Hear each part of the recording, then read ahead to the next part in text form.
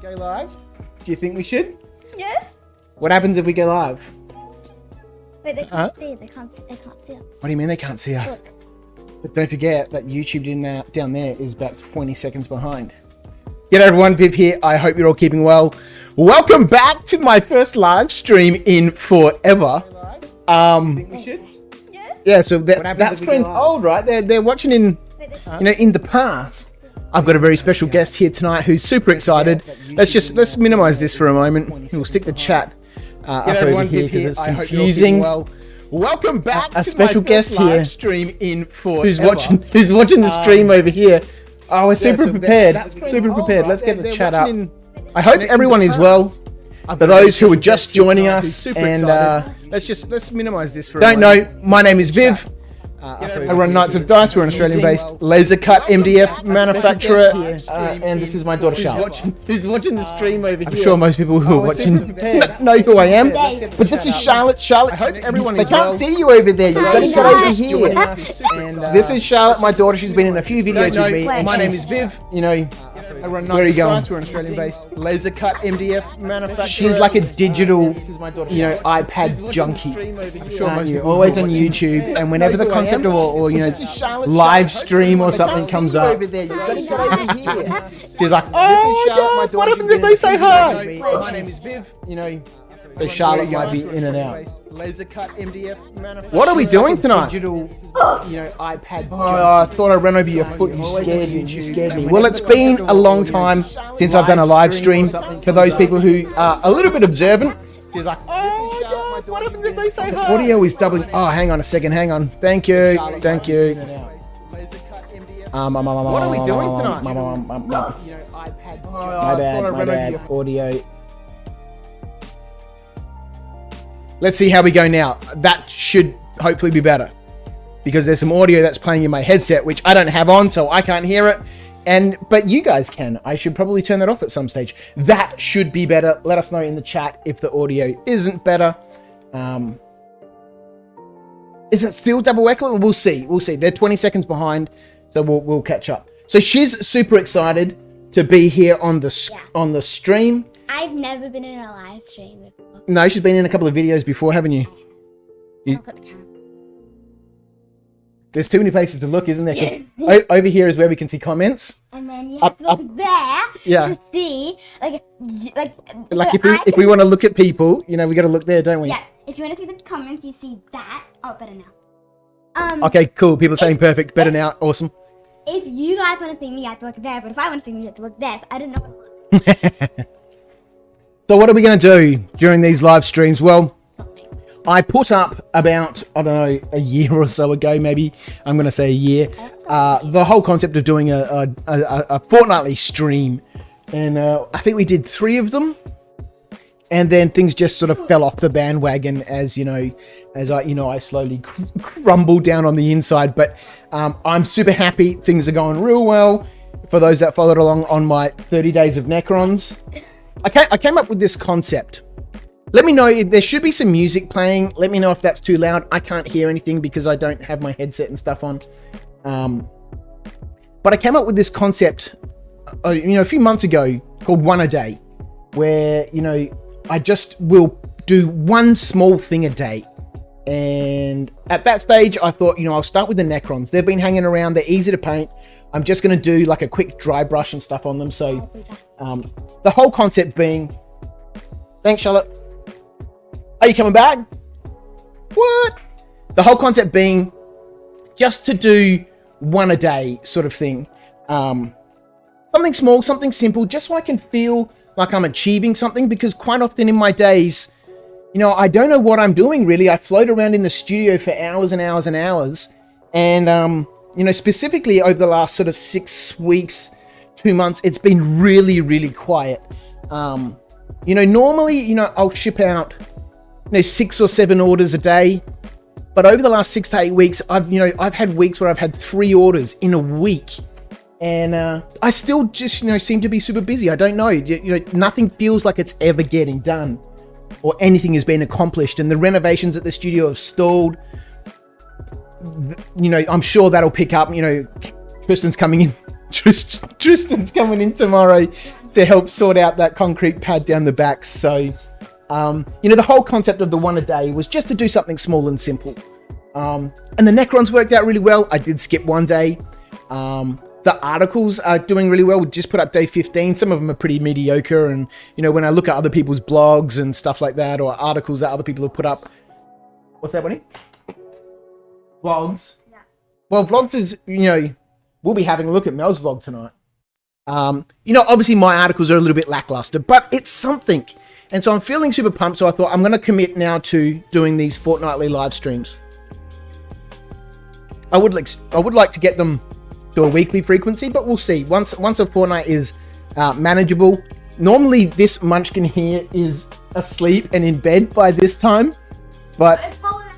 What is it? Holidays. I finished school just today. I didn't hear you. What was it? I finished school just today. So it's hot. So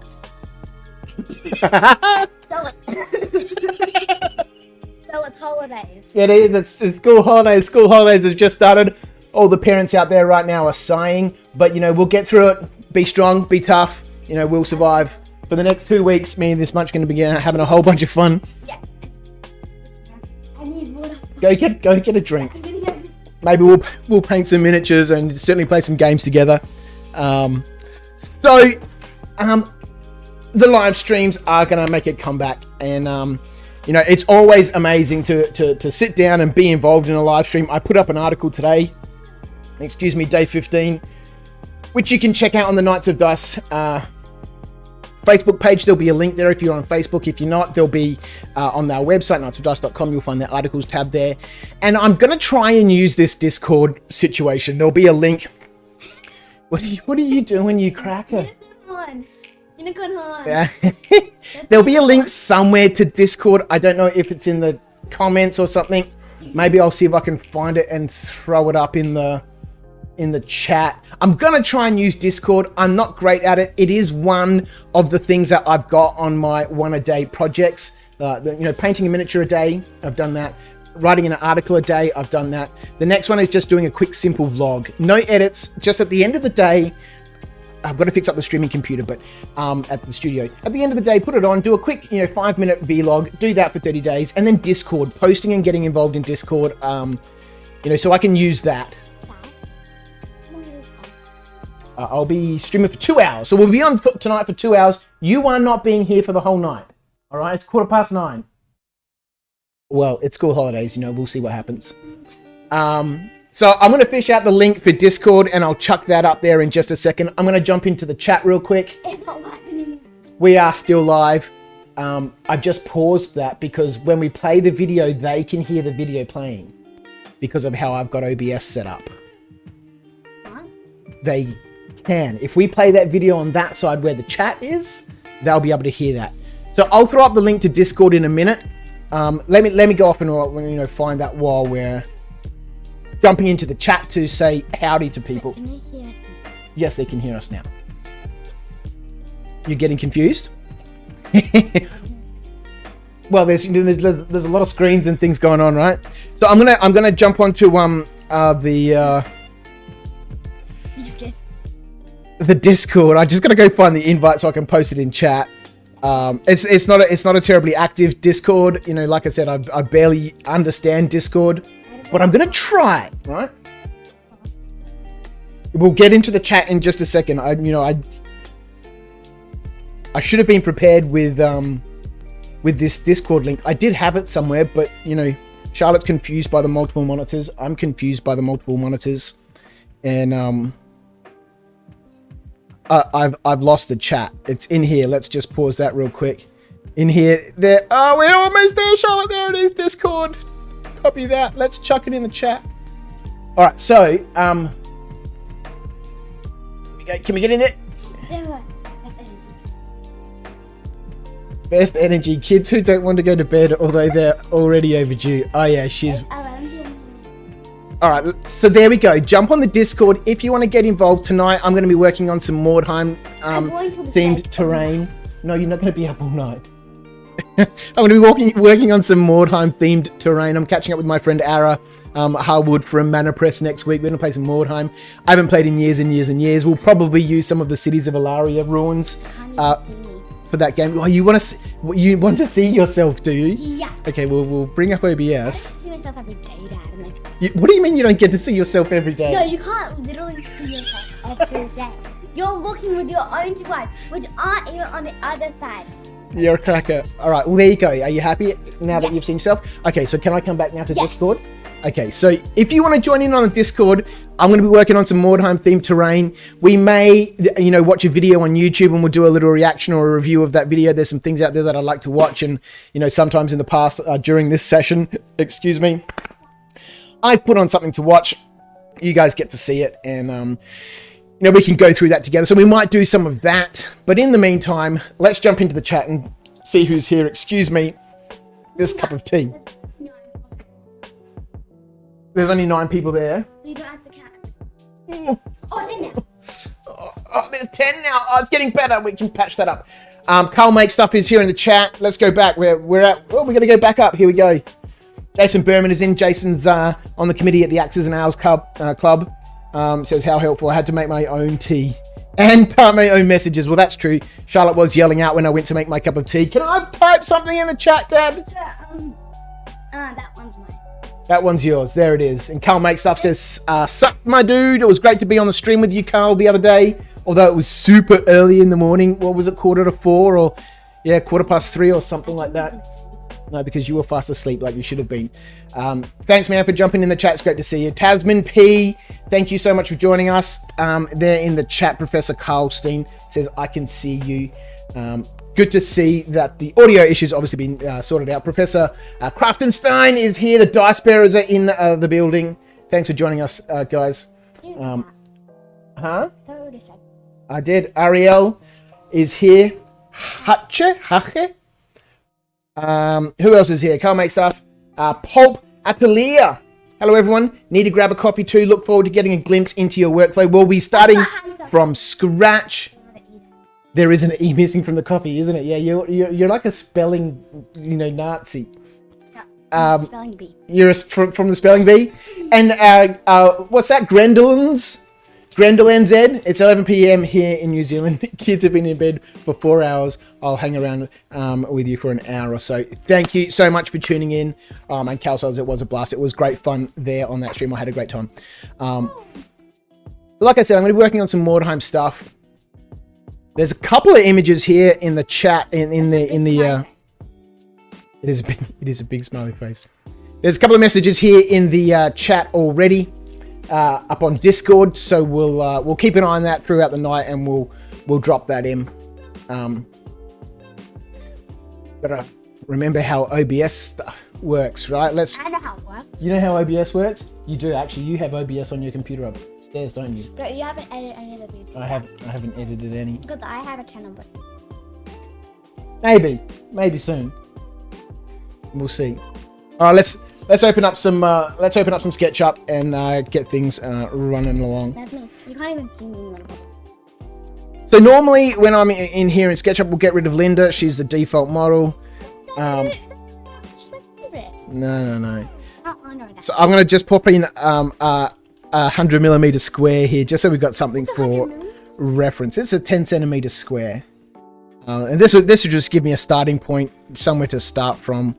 And in our style, we'll go to shaded. It just makes the model look a little bit better. Dad, I forgot how to make. Well, we haven't made any for a long time. I'm going to turn off the access too, because I don't like that. All right, so that's what we got so far, right? But we need a couple of references. There were a couple on Discord.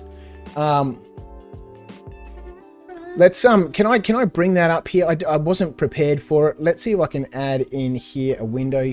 We'll call it Discord. Actually, Carl will know all about this because he brought up his Discord during the chat. Discord. Is it going to be as easy as this?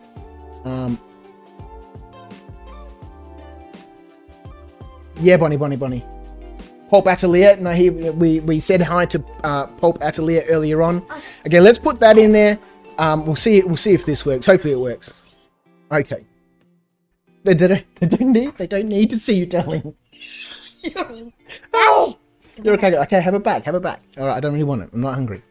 All right, so add a window capture. Yeah, here we go. So we should have now up on the stream Discord. Where is Discord for me? Couple of images in there. And when are you going to start again? I'm not going to start that again, darling, because if we play that video, they're going to be able to hear it. We're not watching ourselves, darling. We're making a stream for other people to watch. We're not here to watch ourselves. So there's a couple of things in here. I really love all of this stuff that people do with balsa wood and polystyrene XPS and stuff. There's so much amazing stuff out there on Facebook. I see it all the time. I wrote an article about that sort of inspiration using Facebook and their save feature, creating collections so you can easily come back and look at stuff. We're going to go and have a look at that in just a second. So we've got a couple of extra ideas and stuff there to look at and reference and give us a little bit of orientation, so to speak. I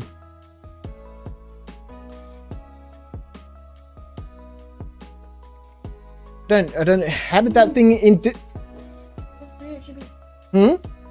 There's 3 extra people. Okay. And Shane has joined us in the chat. Hey Viv, love your stuff, mate. Well, thank you so much for joining us. Well, those 3 extra people joined, Charlotte, because they wanted to see you. That's why those 3 people joined. Oh, we lost 1. There's 12. Maybe they didn't want to. 11. Oh no, they're gone. All right, so let's All right, no, Charlotte, we got to move on with this. You got 5 more minutes, then it's time to go up to bed. All right. I don't know how I added that Discord window, but now I can't get rid of it.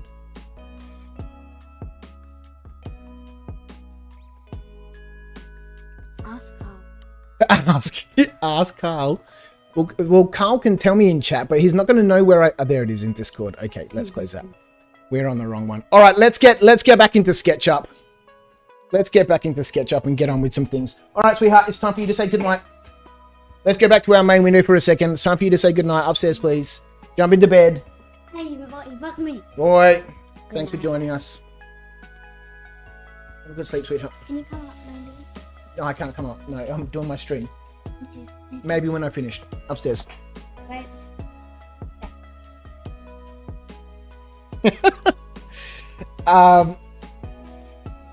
Yeah, Carl was actually 100% right. Change the scene, I think. I'm currently working on some Necromunda for a Necromunda coming up at House of War. Is what Shane is working on. That's amazing. All right, let's get into some SketchUp and start playing around. So that little square there, 100 by 100, just gives me a little bit of reference just to start off. Second thing I'm going to do is I'm going to make one of these squares 420 by 298. So this is the size of one of our A3 kits. So if I want to make something, it can't be any bigger than this piece, because otherwise, I can't fit it on a sprue, and therefore we can't ship it. So what the largest a single piece can be is this size here. So normally I make whole floors. I don't do puzzle piece floors, but with this model we might be able to do all different sorts of things. So that gives me another sort of point of reference. This is the biggest I can make a piece. All right, let's move that out of the way. Next thing I like to do is just draw out, in SketchUp, a bunch of different boxes, right? I'm just going to grab some of these faces and, we just make some shapes, right? We'll group that too.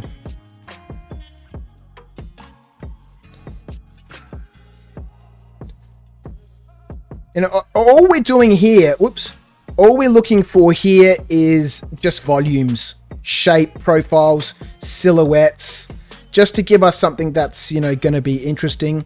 If this was street level, let's put a street in, right? Let's get another square and we'll go 4 foot by 4 foot. What? 4 foot by 4 foot, enter. Why are you not doing that? 4 foot by 4 foot, enter. Right.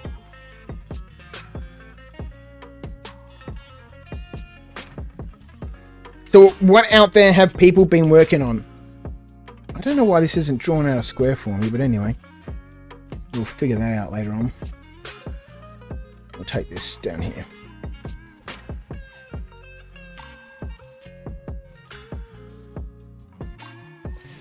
So this is our model here, right?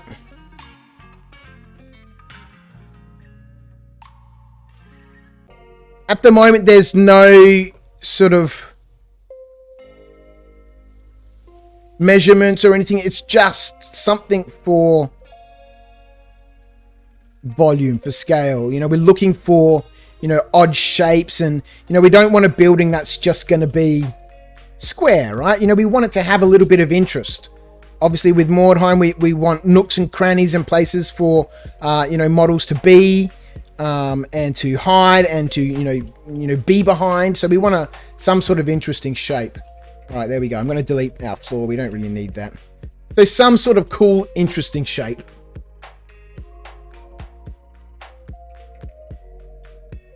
I like this. You know, you could imagine, you know, down here that, you know, there might be some sort of door here, and, you know, a couple of windows, and above us is that second floor, and, you know, something like that. And then, you know, there's another building at the back here, and, you know, we might take this roof here and, you know, slope it down a little bit there. This one here, we probably want to put a peak in here, so we just, you know, grab this and pull this up, give it some sort of peaked roof. You know, we might keep this, you know, open like this, and so we can have let's take one of these.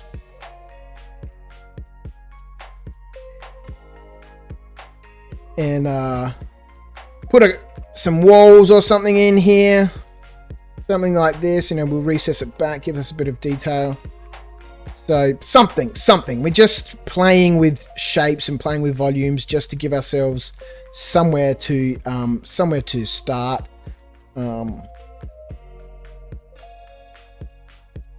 Because for this range, this is probably going to be a limited range again, like the city ruins in the Tabula Rasa range are a limited range. There's only 10 models in that range. I'll probably never add any more. That set is specifically what it is, you know, intended for. It's a cheap set, around $150 for a full 6 foot by 4 foot board of, you know, basic city ruins. So, you know, if you wanted to, you know, use them for bolt action or something like that, then you certainly could. If you wanted to use them for 40k, then you certainly could. But they're not, it's not a range kind of like Neo Sentry is, which is constantly being expanded, or, you know, that type of stuff. It's just, you know, a one-off. So we'll see with this. I just want this to be sort of like a one-off range. Well, having said that, you know, it is very easy to add models into this range, simply because, you know, the most of them are going to be ruined. I don't know how many intact buildings I'll do for this range. All right, some weird, look at this, some sort of weird shape, right? And using this piece on the side here, I can see, okay, well, you know, all these pieces in this kit are going to fit on my A3 spruce. So now it's just a matter of slowly starting to work this into some sort of model. I'm going to take my main volumes. I'll copy those. I've got all my hotkeys in SketchUp set up. You know, yours might be a little bit different. Are we going to put this on a base? Maybe. Let's have a look how big this model is. 185 millimeters wide. Let's get a little bit of extra precision in here. Model info. We'll go up and we'll turn on 6 zeros. Because, you know, we are talking about lasers. How the hell did I make that 185 millimeters perfectly? Well, that's a good size. You know, it's 18 centimeters for a base. My perspective of scale whenever I'm inside SketchUp is horrendous. In the chat, Spirit says, currently doing some Titans for an event coming up at the end of April. Amazing. Are they big Titans, like big Titans? The Knights in 40k, the largest ones, right? But the Titans are still the big things, right? Yeah. Carl goes on to say the Tusker is epic of 40k, and then they come back and say Adeptus Titanicus, which is 10 mil, right? Amazing. All right, so this looks I'm not too sold on this balcony, but it does give us some interesting options for gameplay. I'm not sold on this back bit popping out around the side here either. Anyway, so we'll pop that in there. Right, let's pop on my headset here. And I think while I'm playing around with this shape here, we might jump into YouTube a little bit. We've got 9 people here watching with us. I hope you're all having a wonderful evening. Thank you so much for tuning in.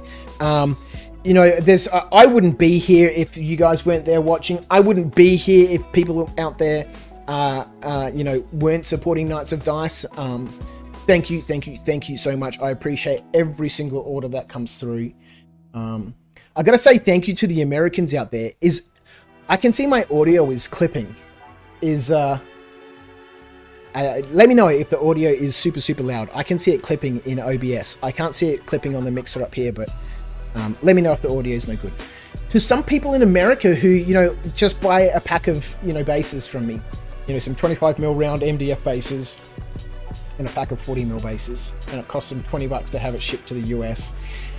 And I know that they can only really be doing that just to support me. I don't understand why you'd buy a pack of 25mm bases and a pack of 40mm bases from Australia when you could buy them in the US. I can only imagine it's because, you know, people out there are going, you know, want to show their support. So it's amazing. Thank you. Let's jump over. Because if not, hang on. All right, guys. Wait a minute. See you later. Riv, what are you Bye. doing? Other videos I was watching in the background. You guys probably heard all of that.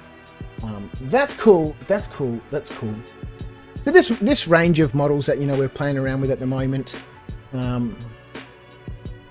I don't know when it will be available, but you know, things always take me way longer than I think they're going to take. And given that we've got some models to play with next week for Ara and I, we'll use some of the City of Ilaria ruins.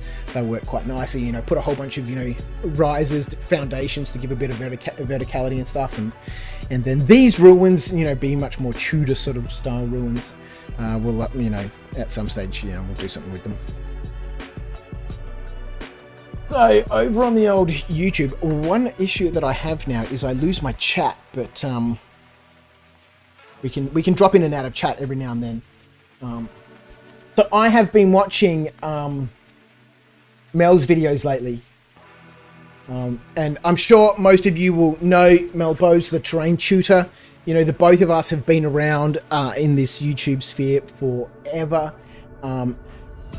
Mel, bless him, he's done so much for this community. Is such an amazing character. Published an amazing book. He's done so much the last couple of years. You can see there in his background flexing his 100,000 subscriber plaque.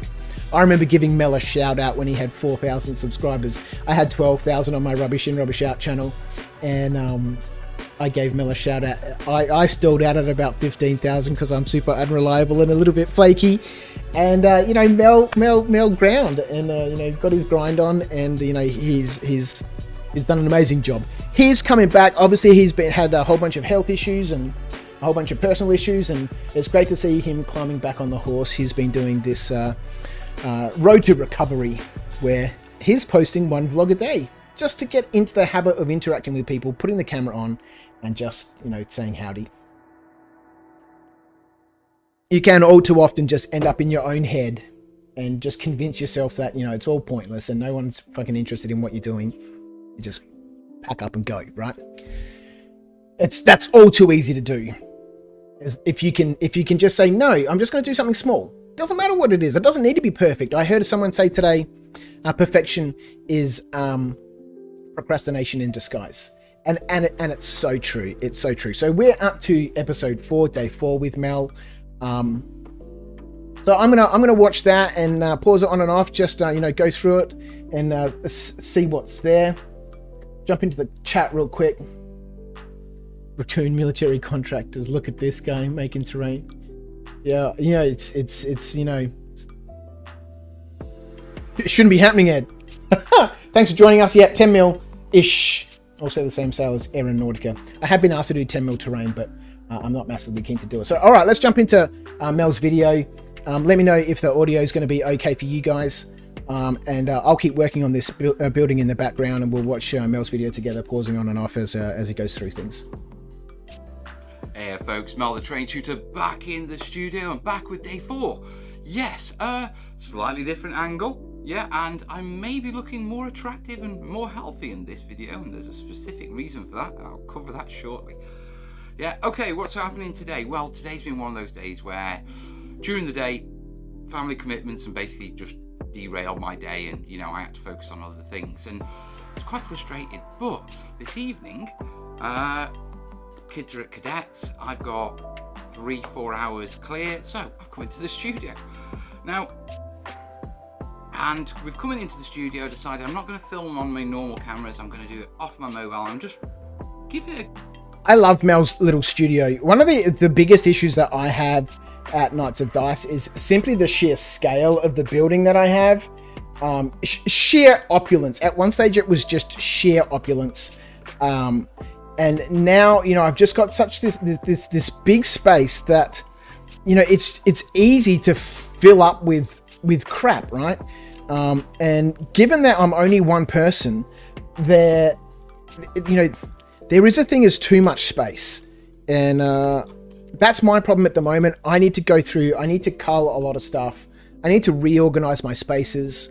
I need to, set things up in a more convenient fashion to utilize the space properly. But, you know, Mel's little studio there in, I think it's called the Stoat Street Art Center or something like that.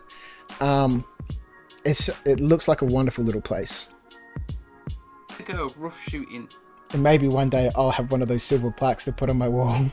You know, vloggy style off me sort of mobile maybe. Self, and I'll talk about that in another stream. But all right, well, sorry, Mel, we'll come back in just a second. We'll just go back half there's the B. I can go back one tab, right? One tap to the left takes me back a couple of frames. I've got to get used to this reaction stuff. I do enjoy watching some reaction channels, but you know, this allows me to kill a couple of birds with one stone. I can do some design work, I can talk to you guys, I can watch some videos, and you know, in this kind of reminds me a little bit. Mel will remember the old days when we had, the video response feature below someone's video. You could click the button, and if you had a webcam, it would start recording a video response. You'd film your response, and then it would post it, and that creator would be able to see that video underneath their video on YouTube, and you could see other people's responses. And I guess in kind of some way, this is me responding to Mel's video. So just here in the model, I've made the floor heights for this range. I know there probably should be a standard floor height range across the ranges, but there's not. It ranges from 58 to 75 millimeters, 58 for the Neo Century stuff, 60 mil for a lot of the Tabula Rasa stuff. I'm making this 75 mil simply because I've got fat hands, and with Mordheim and stuff, you want to be able to get inside spaces. And the last thing you want is, you know, tiny floor heights, 58 mil floor heights, 2 inches. So we're going, somewhere a little bit higher than 3 inches. 3 inches, I think, is 70.6 millimeters. We're going 75 millimeters for our floor heights. So that's what these two boxes are here. There's a ground floor, a second floor, this little lean-to at the back, this weird little bird perch up here. So that's going to be our building shape. And yeah, cool. You know, vloggy style off me sort of mobile setup, and I'll talk about that in another stream. But it's just a quick and easy way of getting the actual vlog up to you, rather than filming it on my main cameras, editing it up, or having to go home, edit it up, and all that sort of stuff. This way I can just do it on my phone, one long video, and then just straight to YouTube. There's no transitions, and I don't get to tweak the audio or anything like that. But yeah, I get to do this, get to chat with you. It makes it easier. That's exactly what I was saying just before about, the vlogs that I wanted to do. Just put the camera on and edit stuff. The video that I put up day before yesterday, episode 4 it was, or 5, or, whatever. I was just going to, record that and then, stick it into, Premiere Pro, put a beginning, end, and upload it. I think at one point in that video, I even mentioned towards the end, cut it, clip it, and ship it. But I ended up sitting down and editing that video properly. It took ages. I enjoyed it. It was great fun. But it wasn't something I was planning on doing. And so with the vlogs, if I want to do that every single day, that audio clipping is, let me jump back into the chat. It's bothering me a little bit. Nobody says there's a problem with the audio, so that's all right.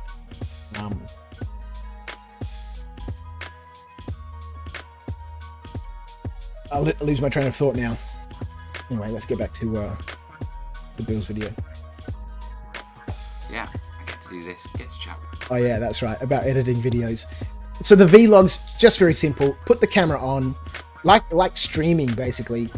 Spew out a stream of consciousness and say goodnight and, you know, pack it up and then on to the next day. That's the only way that I'll be able to do those vlogs, because if there's any editing involved, that takes ages and ages and ages. And, you know, it's not really the point of the one a day. You know, the one a day is to do something quick, simple. It doesn't need to be amazing. It doesn't need to be perfect. It just needs to be done.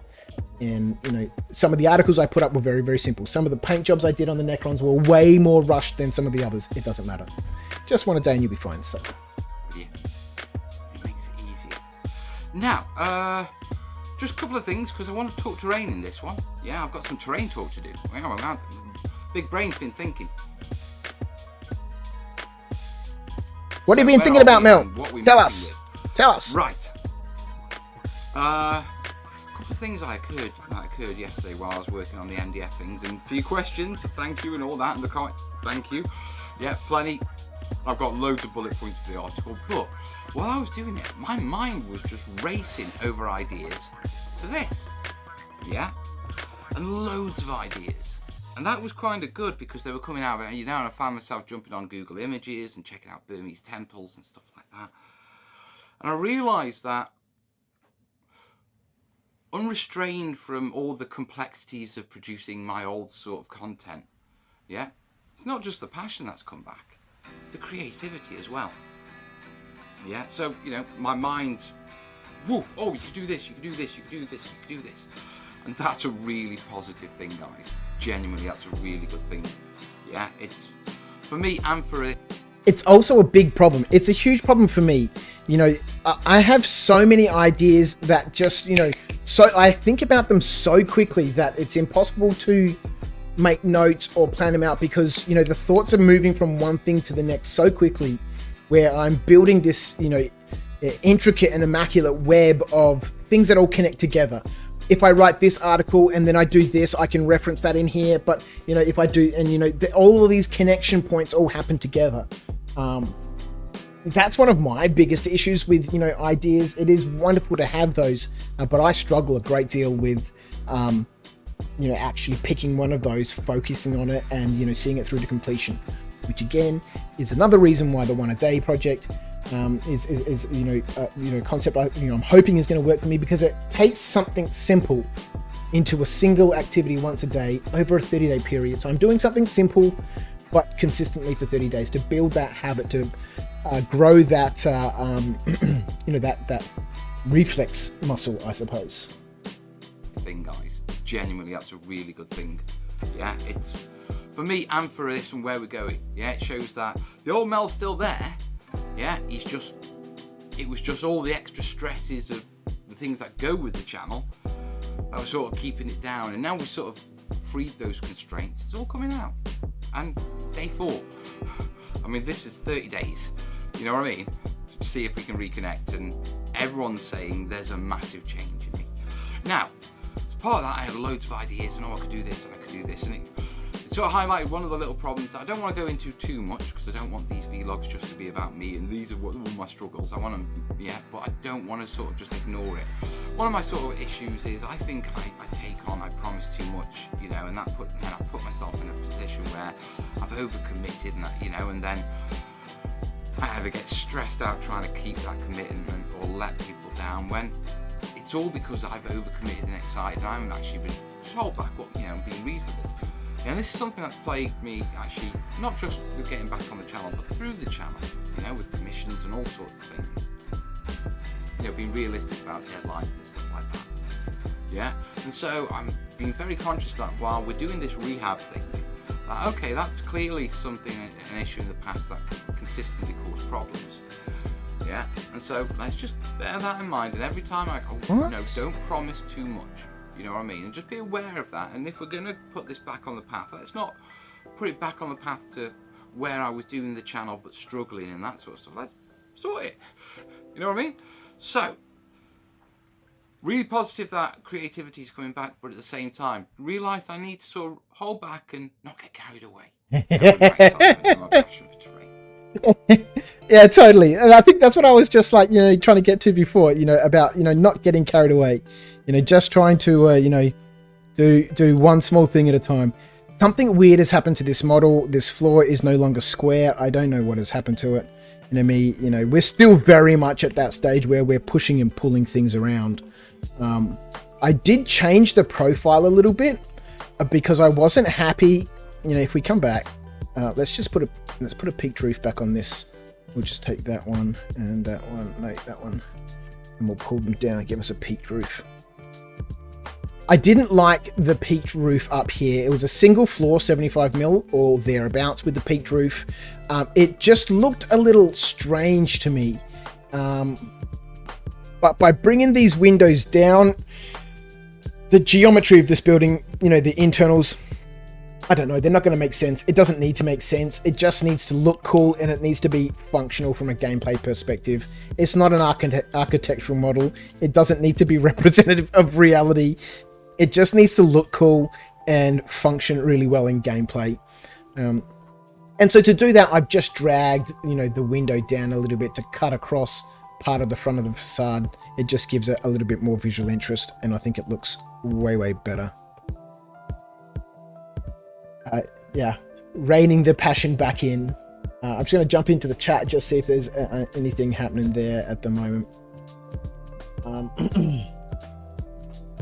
P. Beckus, hey Paul, how are you, man? You have the best man shed in the world, Viv. I do. It's a very expensive man shed, but it's a wonderful man shed. Spodeworks, thanks Tams and P. That's the name of the art studio, the cooperative area that Mel is in there in the UK. Spodeworks, amazing. Dice Bearer says Reply Girls killed that format. Reply Girls? Oh, maybe this was in the the video responses. I'm not sure what Reply Girls means. Aaron's here from Mana Press. Hi Aaron, how are you, man? Looking forward to catching up next week. Obviously none of this model here is going to be ready. We've been streaming for 47 minutes already, and we're still very much at a conceptual stage. Most of my ranges start like this. It takes me hours and hours and hours to figure out the style of my video. Oh, you guys can see the chat now because I brought it up in my reaction video. Here we go. Professor Craftenstein says the audio is great. Seems good so far.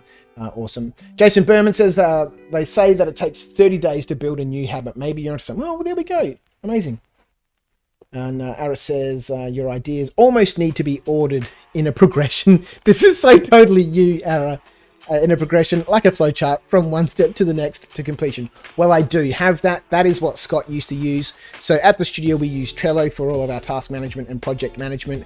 I've spent a lot of time setting that all up. There's checklists, there's all automated stuff that happens. So, once you do this next thing will be activated and assigned.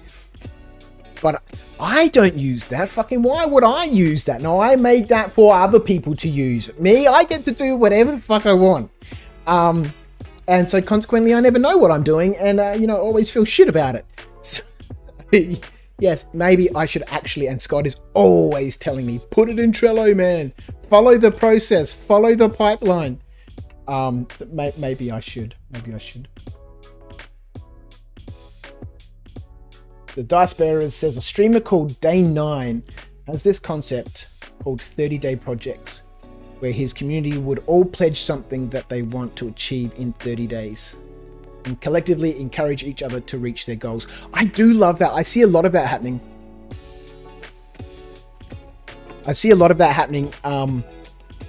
on a lot of crafting channels. I was watching Bill Make Stuff last week, and one of the things that he does with his patrons all the time is all these cool builds. That's great fun to see, and I'm really keen to form quite an active community, because over the years I've been so sporadic in my approach to YouTube. I've never been treated very well within the algorithm. You know, back in my day, a decade ago, we didn't fucking care about an algorithm. There was no algorithm. Just hobby dudes making videos. And, you know, progressively as things got more and more professionally polished, it's become more important. So, we'll see. I would love to do that. You know, I would like to. I'm not going to deny it. I would like to see how I can make money from my YouTube channel because, you know, as much as, you know, I would like to make, who doesn't want to make money, right? And, you know, there's lots of people out there who've been watching me on YouTube for years and years and years, you know, since 2009. What's that? 14 years.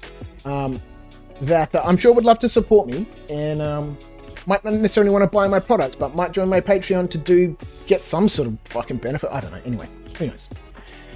Love the overhang. Well, you know, coming back to the model, right? It does need to be visually interesting. It does need to be visually. We might even take this back wall here and push it over a little bit, just to reduce the size of this overhang. How big is this? You'll see up there. It's 86. I put a couple of bases up here so we can, you know, at least drag a base around and get a sort of a representation of scale and all that sort of stuff. But I do want this lean-to at the back to be a little bit smaller so that, you know, you've got space for the model to be on this side. We might move all of this over just a little bit. So we've got, you know, room. I don't really want it to be in the middle. So there's kind of enough room down here for a 40mm base to sort of be partially covered. Yeah, I like the little lean-to at the back too. And, you know, I like the overhang. Raccoon Military Contractors, Ed says, what's the next one-a-day mini painting project? I don't know, actually. I was thinking, I've got so many things. I don't know. Maybe we'll have to put up a poll. Maybe I'll leave that to community. There's a lot of things that I'd like to paint, so maybe I'll pick 2 or 3 of them and say, hey, listen, you know, I'm happy to paint any one of these 3. Which one do you think that I should do? And then I'll jump into and do it. And he goes on to say, will there be another charity fundraiser in the future? Well, those people who are observant will notice that I am streaming on the main Knights of Dice channel. Not the Knights of Dice live channel I set up last year. But it was last year, wasn't it, in October? I hope it was. Or it was either the year before. When we did the 24-hour stream. It was last year, right? Fuck. I'm pretty sure. I set up a new channel, Knights of Dice Live. And I was going to do my streaming over there, but I think I'm going to leave that channel. I'll probably rename that, Ed, to the, you know, Painting for Life. And, you know, we can do our streams there. Yes, very much. Definitely want there to be another charity fundraiser in the future for certain. And you definitely need to be involved with me. That'd be amazing. Yeah, response videos were being exploited. Basically, you had a group of channels that just replied to really popular videos despite not knowing anything about the video. Right, yeah. I did notice that it disappeared, you know, and in between one of my hiatuses from YouTube, I came back and I was like, oh, I'm going to respond to this video, and you know, that wasn't there anymore. Jason says, use Trello? Wow, I feel like a proud father. That was my suggestion to you years ago. Great. It might have been. It could have been. We've been using it for a long time. I remember talking to you when the Axes and Nails used to be up at, you know, Tallboy and Moose. And you'd mentioned to me about Trello.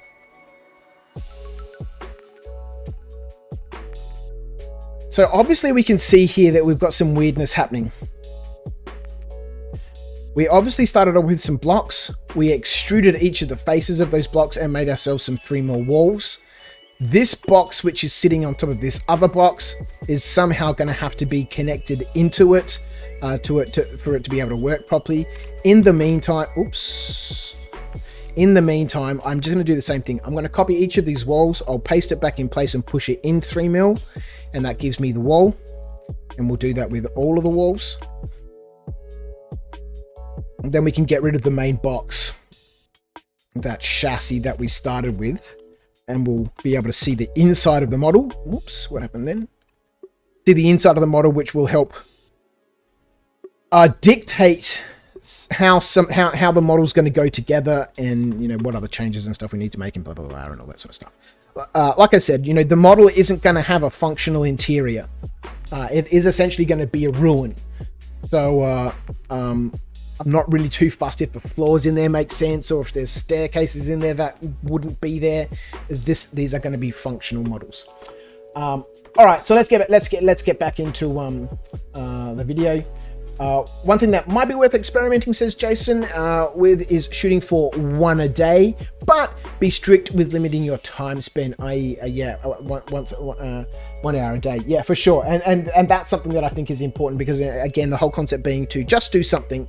It doesn't need to be perfect, it doesn't need to be extensive, and perhaps having that constraint of a time limit, saying what can you do within this, time frame here. Not a bad thing. Now, with all the ideas that sort of came about, what's the best way of describing this? My ideas for this project became a bit creative chaos. You'll have to excuse me if I keep looking in the wrong direction. I've got to remember the camera's there on this, not there. I'm adapting. I'm getting used to it. I do that a lot because I film on my phone, and depends on the orientation. If the camera's pointing this way, right, the camera's on this side, but if the phone's flipped around the other way, the camera's down here, but I'm still looking up here. There. I'm adapting. I'm getting used to it. So, talking about doing this project. Now, when we did this, there was no expectation of me showing you any terrain. I just picked this up and, we'll put a base, and then we'll make it higher, then we'll get these, and we've just rolled from it. So straight from the off, I had no vision of what this was going to be. And so as I've tackled it, ideas have shot off, and even now, I've got ideas for it that I haven't even started to build yet. And what this means is we're in this sort of weird situation of, if I follow I follow all these creative offshoots, and do what I want to do with it, I'm going to have the build at various stages, doing various build stages. Some bits being washed and varnished, while other bits being made. Yeah, and that becomes quite chaotic creatively, and it's quite common with. Sorry, Mel. One of the things that I struggle with all the time is components, right? You can see I've just made a shape out of a door. It's 24 mil wide. Why it's not 25 mil so you can fit a base in it, I'm not 100% sure. It's 24 mil wide by 40 mil height. The doors, again, whenever I start making a new range like this, I just make things up. I probably should go back to one of the existing kits and pull a door frame out of that so the doors are the same size, and I'll probably do that. But right now, just so I can, get a feel for how this range is going to evolve, what it's going to look like. This is way too long. I really don't like that. 112. This is all conceptual work. I'll get it to a fairly high level, but again, it will all still be conceptual. It's just, for me, it's just because it's easier just to see things grow rather than spend a lot of time planning. Especially when I'm working in the middle of the night here. So this door frame, and now that I've got it, I will copy it. So all the doors on this model will all be the same. Don't think we'll put it. Wow, this building is very tall, isn't it? 40 mil doorway. It's huge. It's monstrous. How tall is this? 28 centimeters tall. That's a ruler's height. That's all right. It's good because we'll be able to get a whole bunch of different sorts of levels in here. Let's do it. So all of this will be conceptual until I can get to the point where I can go, okay, this is what the range is going to look like. Now let me go about making my components. Becomes quite chaotic creatively, and it's quite common with what we do. I mean, even when we've got an idea of what we do and what we want to build, we always do go off tangents, because as it becomes physical, our mind starts seeing it and seeing possibilities, and that's the creative process. But it can sort of derail you, and you can have projects where you get ideas, and then if something goes wrong, it sort of stalls the project. Yeah, and I don't want this to happen with this kit. I don't want that creative chaos and desire to make this, that, the other. Yeah, become problematic because it complicates it. It has so many different things at so stage that it becomes frustrating. Now, quite often the best way of dealing with this is to actually plan your pieces. You know, sit down, what do I want, what do I want to be in? Although that doesn't stop it completely, at least if you have a guide and an idea, it keeps you on track. In the case, I chuckle about it because, you know, we're just talking about that. I can't plan things. I just look, the stuff that I see people doing, you know, scratch building these days is just phenomenal. You know, there's so much amazing talent out there. I was going to say I don't have time for, you know, all the amazing stuff that I see on the foam building groups on Facebook and stuff, but that's a massive blatant lie. I waste so much time, it's, you know, not funny. I do have time. I guess one of my challenges is that, you know, I see everything that I do from a commercial perspective, and that's why I say I can't spend the time to do that sort of project. Because 28 mil, let's do that. That's fine. Because then if I need to replicate it or I want to commercialize it, you know, there's a problem. And I think that's one of my biggest challenges is, you know, trying to understand where I fit between, you know, being a hobbyist and, you know, having a business. I think that's one of my biggest challenges. to this, to be truthful, and that's where I've had a load more idea. Right, we need to do this, we need to do this, we need to do this. Yeah. And so, when it comes to creative chaos and managing it, you need to be realistic.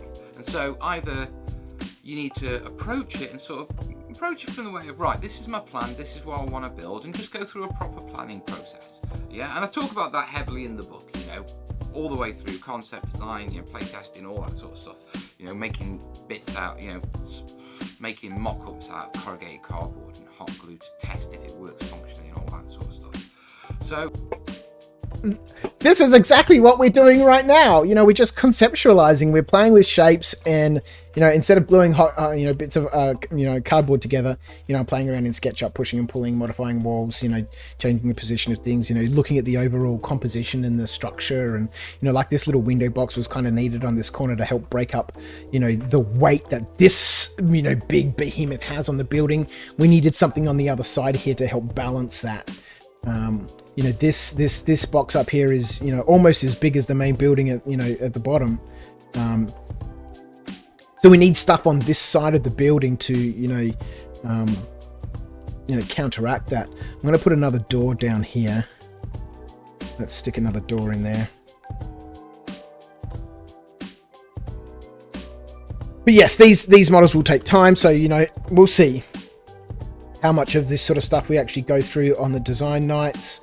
I don't like how these two doors now are, you know, kind of opposite each other, so we'll grab this door here and pull it over the other side. So if we do need to go through this room, you know, we'll stick a wall or something in here shortly. But there, I'm liking the look of this. I'm not sold on this top bit yet. Any suggestions? It just seems a little bit, it seems a little bit too heavy. It seems a little bit too big. Yeah, I'm just going to grab this and we'll drag it off over here so I can see it pop up. What the fuck is he on about? Planning. Yeah, planning.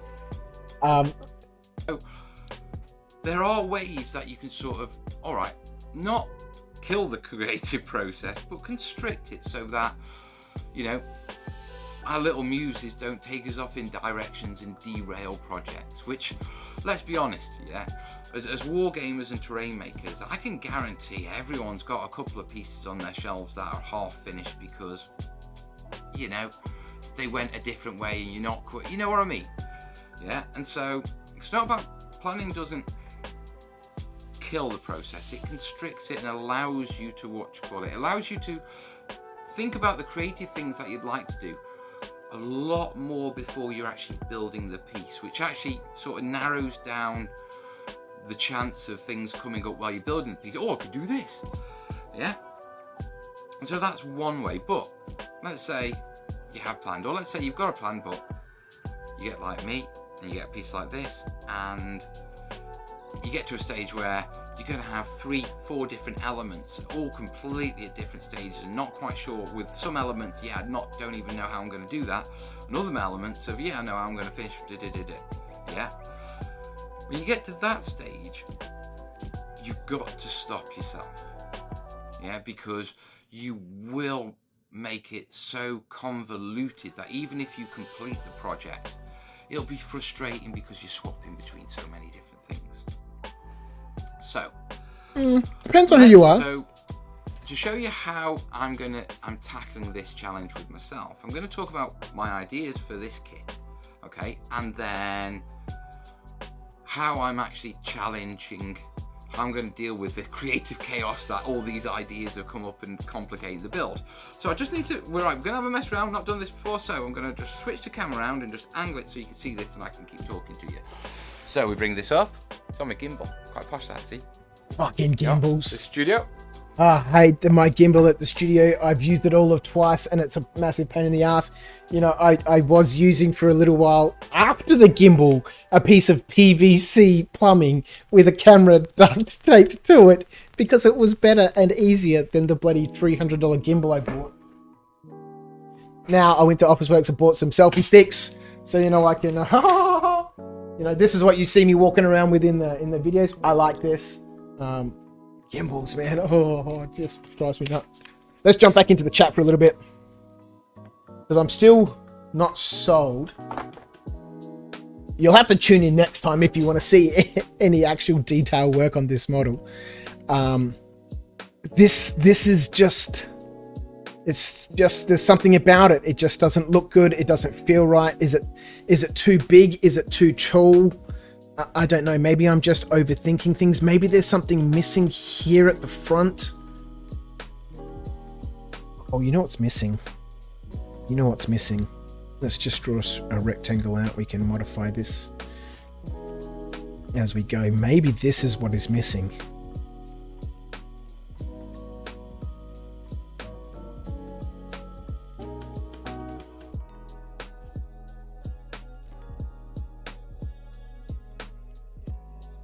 Now we're just adding, well, I was going to say we're adding just shape upon shape upon shape, but that's kind of what we want, really. We want interesting shapes. We want nooks and crannies. We want weird little passages and stuff like that. Maybe something like that just to help. Oh, I don't know. It obviously needs a post underneath here. Well, you know, having said that, you know, there was some pretty funky looking buildings in New York when I was there that overhung quite a lot and they didn't have any, you know, posts coming down to the ground. I don't know. It's missing something. Let's come back to the chat. Hope Atelier says he needs to run picking up his daughter from kindergarten. Thanks for tuning in, man. He's probably gone a long time ago. I'm really bad with keeping up with the chat. Thanks for dropping in. I really, really do appreciate it. Thank you so much for jumping in the chat and keeping things running along. Jason talking about planning, yeah.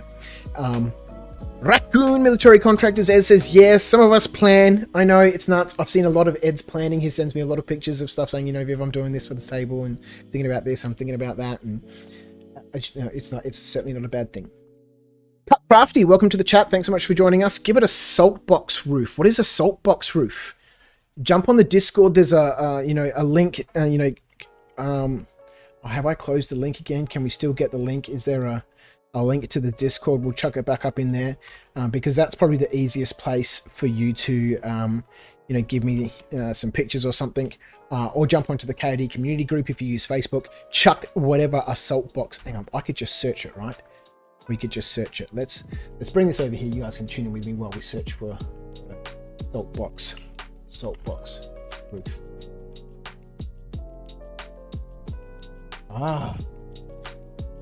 In its simplest form, a salt box roof is a gable roof with asymmetrical planes, one long and one short side. The short side typically has a low slope, while the long side has a steep slope. Okay. Let's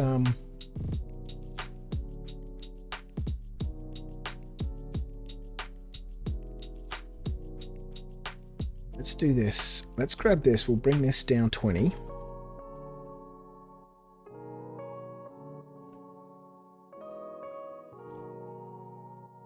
We'll bring this down 20. It just lowers the walls a little bit for us. We'll chop this off at that height.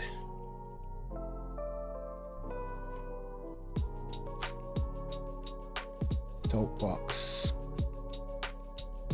Let's stick a line in here. We'll grab that line and we'll drag it up.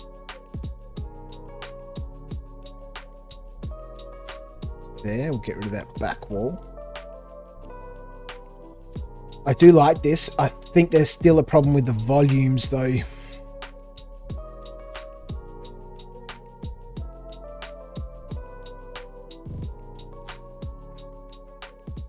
It's become very modern. Okay, that's cool. That's cool. That's how tall is this? Are we still going to get a door in here? 56. Okay, so that's 56 there, right? Well, in a salt box roof, one wall kind of looks like it can be higher than the other, sort of over here. You know, if we have a look at this one here, you know, we'll grab, and that's on the short side. We'll grab this. That was 56, right? Let's get some proper dimensions happening here. So we want to go up 60. Why you do this? 60. Okay, not going to behave. 60. Draw that damn line. Draw a line there. And we'll go up 60. And we'll delete that line. Alright, let's bring this up to that height. So that's 60 now, right? We can bring this up. This wall here. To here.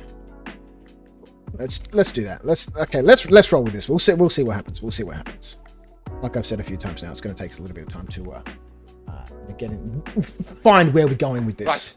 Anyway, so if I put that there, come around, and we go down. No editing. Right, here we've got it. Press record and off you go. Now I do not know what this is going to sound like or anything like that, so apologies on the audio.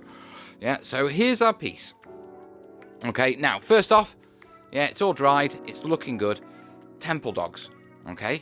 Now with the temple dogs, loads of people have said, oh, they should be facing in. Loads of people said you should face something out. Yeah, I've looked at all the pictures. They're on all the temples. I can see they're facing forwards.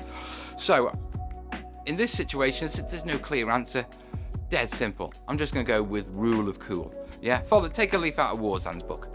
Yeah, and I quite like them looking outwards because it means that pretty much from the front of the piece, wherever you look at it, there's a dog looking at you.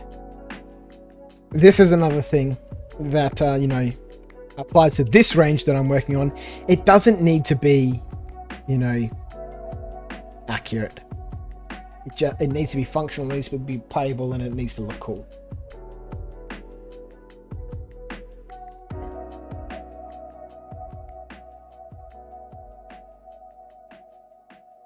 Dogs. Sorry. Now they're not actually supposed to be dogs. They're supposed to be like chinthy dragons, but there's no specific models for the Burmese sort of temple dragon dogs. Yeah, so we're going with these. So that's where we are with the dogs. Right, next off is the actual placement. Now, as we're putting together, started off, let me just grab the gates.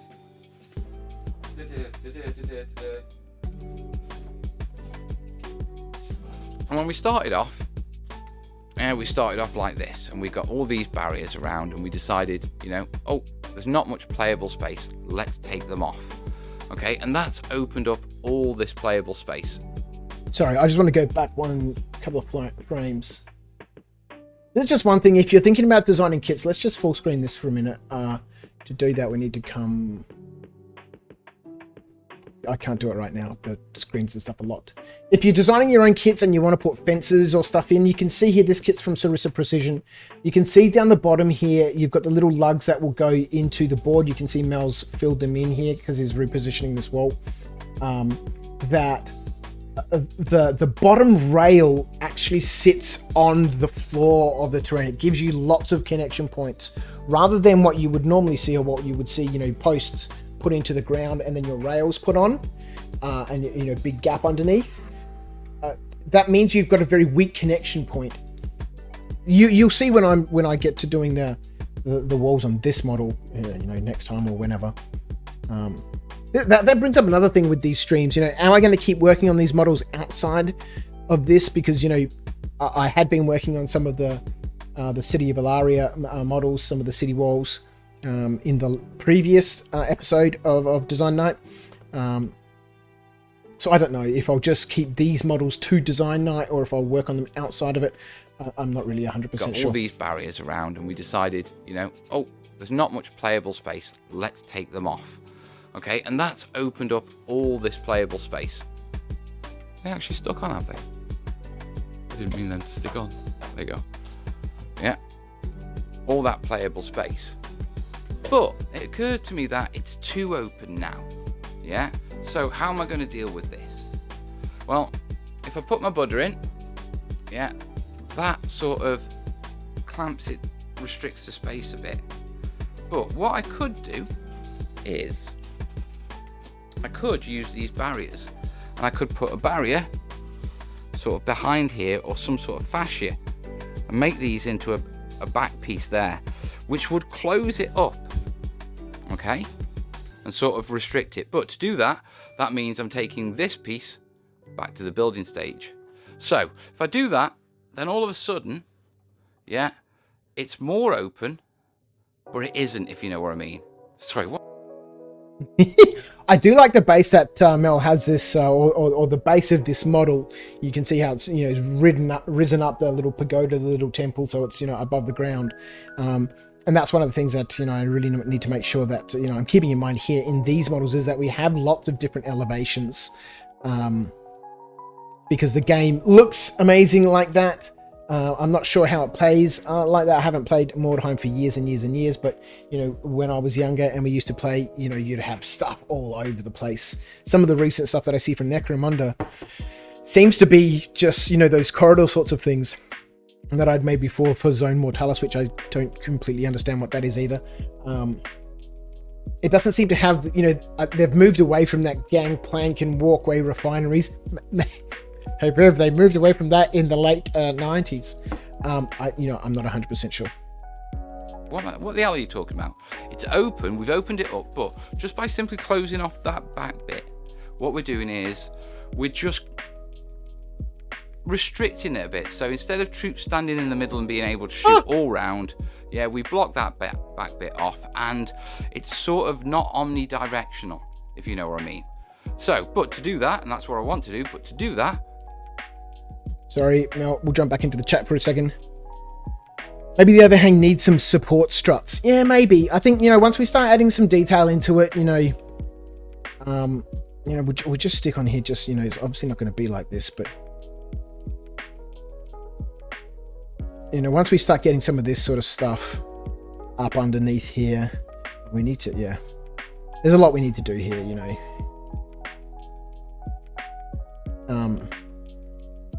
It might start to, make sense and start coming together a little bit more once we get, some of that sort of stuff in there. 79 Bricks says, hello from Canada. Thank you for joining us. Welcome. Thanks for tuning in. May I ask what design program this is? Sketchup, just saw it in the description. Yeah, Sketchup. This is an old version. This is Sketchup 2016. They keep harassing me about updating to the newest model and joining their subscription program. But, no thanks. I spent $1,200 or whatever it was and bought Sketchup in 2016, and it works for me. And I'm never going to have to pay for it again. And I'm quite happy with it. Thank you very much. I don't need your subscription. He then goes on to ask, what are we designing for? Mordheim. So right now we've just been playing around with volumes and boxes and, just identifying shapes and spaces and, just conceptualizing at this stage. And hopefully at some stage, I've got a feeling, I've just noticed what it is. You know what it is? It's this main box here, this main building is pretty much square. I don't like it. We're going to make a fairly rapid change to this, a fairly massive change. Let's dump that thing off. Let's just flip this door around for the moment. It's too square. It's too square. This is what we need to do. We need to... SketchUp's got some weird quirks, man. There's a freaks sometimes. All right, we really need to make this building a lot narrower. We can have some bigger buildings later on, you know, and as I've said many times, you know, things will start to, you know, come together. Oh yeah, actually, no, this will be quite nice. Let's even go just a little bit further. But right now I'm just pushing things around. Nothing's really being measured. But when once I'm happy and I can see what I want out of this, then I'll start going, okay, no, that, you know, for example, how wide is this frontage? It's going to be some weird number, right? Oh yeah, and something weird has happened here. What's going on here? Let's push that in there. Oh, let their business down. How wide is it? 117.29 millimeters. So, for example, we might want to make this, you know, 120 wide, right? 12 centimeters for this frontage. Where's that guide? So that'll bring us to about there. I will do all of that sort of stuff once I get a feel for what this model is actually going to be and what it's going to look like at the end of the day. Right now we're just playing with spaces. Okay, so now if we bring this wall over, just sort of like here or so, then we can bring this wall down a little bit, grab this face here and bring it down to there, and we'll just take that bit, get rid of everything else, dump that in there. And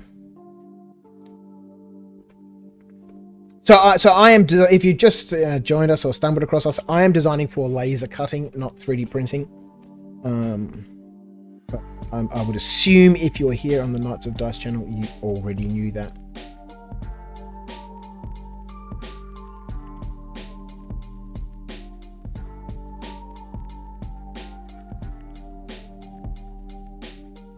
Yes!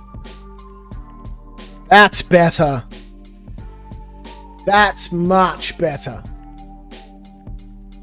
You can see, this is what I'm talking about just playing with spaces and volumes. Let's get rid of that guide.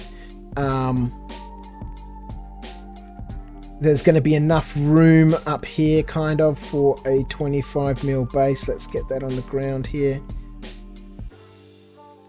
Okay, so we might want to move this block here over just a tad this way. Give us some room for some fences, or, you know, what are they called? Barricades, balconies, fences. The bloody balustrade, the thing on the side of the wall that stops you from falling off the balcony. Some conversion work on this, yeah, which takes this back to the building stage. Now, at the same time, I've been looking at the Buddha, yeah, which is this. And it occurs to me I could probably take that off and position him underneath the beam instead of in front of it, which means I could even take these barriers, yeah, and move them to there and sort of do a little fence around it with the Buddha sitting back there. So there's a couple of options there, yeah, but it takes the piece straight back to the start. Then there's the roof, yeah. Now this is a Japanese sort of style roof, yeah, which is indicated by that sort of bow. When you look at the actual Burmese temples, they've actually got they're like railings, fascias on every surface you can put them on. And they've all got a particular style, yeah? They all sort of start, unlike a bow, what they do is they sort of come down and then peak, and like that. And the peak, it's got like... On one of our models in the studio, the pagoda building, I think it's called the Pagoda Tea House in our Chinatown range within Century City, in the Chinatown range there, the subcategory. There's a tea house, which annoyingly enough has... it's, not annoyingly, it's got a very similar roof to this. When Scott designed that, he did a lot of, referencing and, a whole bunch of, research into, those pagodas. But annoyingly, that model is made out of 3mm MDF, except for that little bit on the roof there, which he decided to make 1.85mm, which is our thin MDF, which means Now we have to have a sheet of 1.85 mil MDF in that kit. It's just, mildly annoying. They sort of come down and then peak, and like that. And the peak, it's got like a couple of circles and a spike. And what you realise is that the actual fascias and these railings are actually the skyline of a very ancient and famous Burmese temple. Yeah, now the temple is called Angkor Wat. Yeah, if you just Google Burmese temple, you'll see the pictures, but it's the actual Angkor Wat skyline. is amazing. And when and Burmese modern, I'd love to go there at some stage. One of the places that I've never been. 79 brick, $1,200. Yikes, that's pricey. $1,200 for what? What was I talking about that cost $1,200? Made me like a goldfish. One of my kids. Oh, that's how I feel sometimes. JP has joined us in the chat. G'day, JP. How are you? Looking good. Well, the concept is coming along. I think it's it's getting there. We've got a couple of different entry points. I like this overhang running all the way along here. Obviously, like I've said a couple of times, it's all conceptual now. I do like the fact that let's put a floor on here, right? Let's put a little bit of a base on. Just go all the way over. Stick the base in there.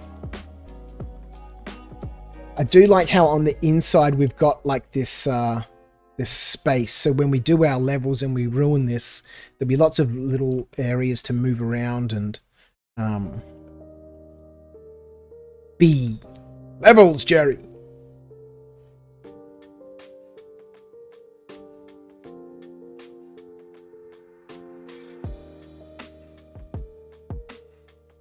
It's becoming quite big, actually, which is absolutely not a bad thing. 285. Nah, it's still that's a ruler. I like it. I like it. I like it. Now, we've got a couple of choices here. One, I go through and I make the fully intact version of this model. If I do that, it kind of needs to make a little bit of sense. But we do that. Then we got the intact version of the model. And then we make the ruined version of the model. Not sure. I'm not sure. Just let's have a look on Discord for the moment. Actually, no, I had it hooked up here in OBS as a screen or something, didn't I? Or a capture. Facebook. No, let's go in here and choose Discord. Okay, let's check. Okay, that doesn't work.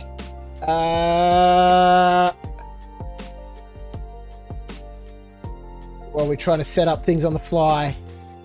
Have we got it? Have we got it? Can we full screen this? I don't know what you guys can see if it's. Oh, there we go. Let's get that in there. Let's did that work? Okay, that's our main camera. All right, let's come back here. All right, so we should be able to see Discord now. Have we got anything else in here? 4 new messages. So made risers. So Jamatra, here we go. Pulp Ateliers in the chat. Made some risers platforms for an urban fantasy table, moored home for off-groves, etc. some months ago. All of this gorgeous stuff with foam. I'm so envious of that sort of stuff because obviously I like to try and keep the majority of what I do to being laser cut so that, I've got some things that I can vlog to you guys so I can get paid and buy my family some sausages and potatoes. So as much as I'd love to do a lot of this foam sort of work, it's just, I don't know, that's gorgeous. That's gorgeous. I love the really weird angles there. It's not, you don't just, you don't see, let's just, I'm just too excited. Normally, you'll see just, this sort of stuff, right? And then, you'll take your house and, plonk it on top of that and you go, oh, there. It's not often do you see where, you've got those interesting shapes. This sort of stuff. That's what really helps add an environment. It changes the silhouette or the perspective of the city. If you're looking top down, it's no longer just squares, but it's like a city. It's grown, it's evolved, and I love that. Actually, I really, really love that. They look great. I love all this bracing. Oh, I love these little doors in here. Is that a little door? How do you make things bigger on Discord? Can you do that? Yeah, this is amazing. What's your floor height? What's the height that you've gone through there? It kind of looks like it might be 2.5 inches. Somewhere around there. Yeah, this looks great. I love this. Nice. I built a foam cutter recently to get into a bit of fantasy terrain making again. I just, you know, crapped out and bought a Proxon. I've hardly used it. I did have a massive 4 foot by 4 foot hot wire cutter at one stage when I was working on some really big projects years and years and years ago. That was great fun. Yeah, the York Shambles. Ara comes through with the good ones. We had a great time there, Ara. You know, we've got to go back, man. More pork pies. More pork pies. Look at that. Look at that pork pie. Yeah, see, there's a lot of stuff that's overhanging. It's only just overhanging slightly. Obviously, when we overhang, you know, depends on the overhang, really. Yeah, this is amazing. I'd like to do...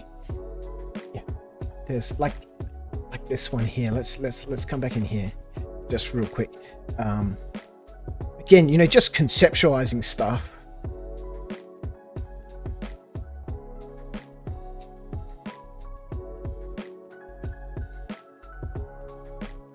You know, this building here, this one, it's got the 3 levels on it. You know, something like that would be cool.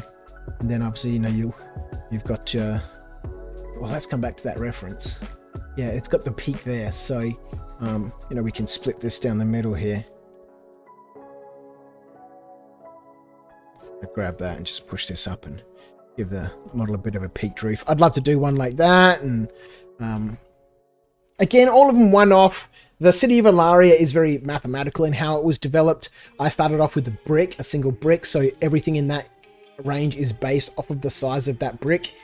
Whereas this range is going to be way more ad hoc and just random, and you know, things won't be the same heights and they won't be the same dimensions, and you know, doors will be different sizes. And again, you know, at the end of the day, this is primarily going to be ruined, so I probably won't do intact versions and ruined versions of these models. It makes the design process a little bit more complicated. It certainly makes it more lengthy, and it makes the engineering a little bit more difficult, because the intact versions of the models still need to come apart, and they therefore need to make sense in how the floors are arranged.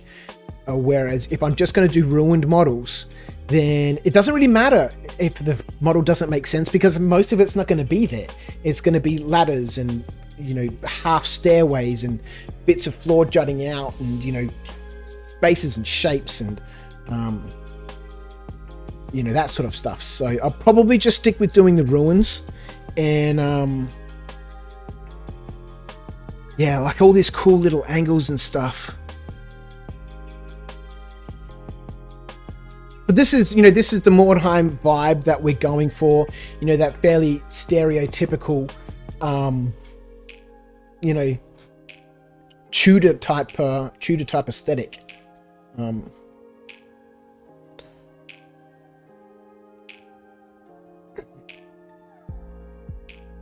Chris Perry's joined us. It's freaking enormous too. You don't realize how big till you're there. I'm not sure.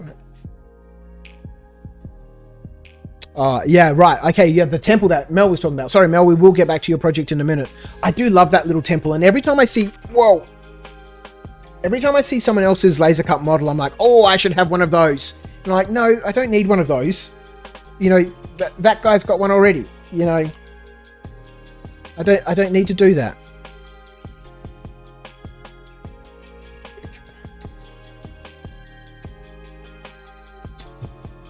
Sorry, just jumping over Facebook Messenger. Ed talking about giving me shit. Yeah, I've never been to Angkor Wat in Cambodia. No, I thought you said SketchUp cost you $1,200. I did a hit. No, that's right. Okay, yeah, that's what the $1,200 was for. Where's my water bottle gone? Maybe I'll get that in a second. Yeah, 1,200 Australian dollars. I think SketchUp cost me. You know, ZBrush was around the same. And I think it was at 1,200. Oh, that might have been for 2 licenses. That might have been for Scott and me. Maybe it was $600 each or $700 each or something. You know, Yorkie wraps. It was certainly up there. Excuse me. Crafty says you could crank out some foam jigs. I do see the foam jigs on the obviously the ones from Quagglebackler, Shifting Lands, and a few other people, you know, doing, you know, jigs and all that sort of stuff. I don't do enough foam work to really understand. I don't do enough foam work to design my own jig independently. Do you understand what I'm saying? I would only be able to steal somebody else's jig, and I'm not going to do that. Maybe if I get into some of that work and I actually start using that Proxon that's at the studio and I start getting into some laser cut work, maybe, you know, then I'll have a point of reference where I can say, you know, I'm confident that I can, you know, make these jigs and, you know, make them useful. Maybe then, but not right now. I'd just be plagiarizing other people's work. Modern temples in Burma, they have this railing on everywhere, and when I say everywhere, I mean they would have it across the top of here, down here, along there, along there, along there, along there, along there, running flat along there, as railings across there, running flat along that surface, and every other surface you could lay it on. Okay, so from my point of view, it's like, all right, now I've seen that, I need to do something about this. Specifically, I need to take this off and somehow change it into some sort of Burmese style. Yeah? Which means it's something I've got to play with. Secondly, I'm looking at this and all the Burmese temples, they have terracotta tiles. Yeah? And I'm thinking, well, I've got some plastic terracotta tile sheets, embossed sheets. I'm really keen to put up an article a couple of days ago about some Italian World War II tables. Albert from the club had made a gorgeous one and had posted it up. I found an actor, Russell Berwick, down in Tasmania. He'd made an amazing one. I'm really keen to see if I can make a jig, get some paper straws, put those in the jig in the laser, and then, you know, cut those paper straws perfectly in half with the laser. That way, you know, I don't have to try and cut them with scissors or with a knife and squash them, or build some sort of jig to put the straw in so that when I cut it, it doesn't get squashed. But make a jig that I can put those into in the laser and just go cut them all in half. And that way, you know, I've got a perfectly, you know, half pipe length of straw, which I can just snip up with some scissors and make into like little, you know, curved terracotta / you know, Spanish tiles. I could, with the amount of roof space on here, I could convert the roof, you know, put some fascias on there, Burmese style on there, and it'd really highlight the kit. But it's a lot of work.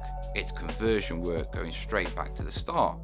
And the question becomes, right, do you really want to get that heavily into it?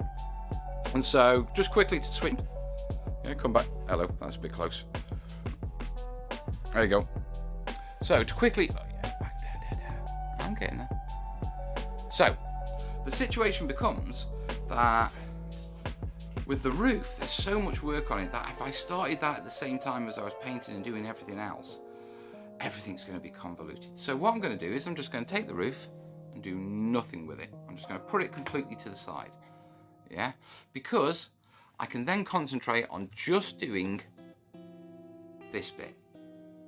Yeah, and that way, all my creative ideas that I get while I'm doing things about how I can make the roof more Burmese, yeah, don't derail the project, because I can just focus on this, get the ideas for this, and then once this is done, I can look at what's achievable. Now, I might get to the stage and go, right, I've looked at it, and you know what? I just want to get this finished. Let's paint this in a terracotta and give it a dry brush and get it on the roof. And we're done, and the piece is done. The creative chaos hasn't sort of derailed the complete project and left things half finished, because I haven't really started this bit. Yeah?